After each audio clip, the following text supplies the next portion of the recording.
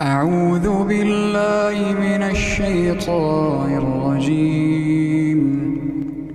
في بيوت أذن الله أن ترفع ويذكر فيها اسمه يسبح له فيها بالغدو والآصال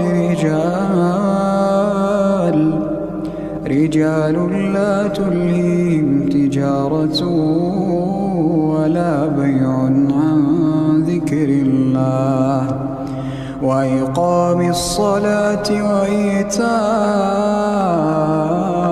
الزكاة يخافون يوما تتقلب فيه القلوب والأبصار ليجزيهم الله أحسن ما عملوا ويزيدهم من فضله والله يرزق من يشاء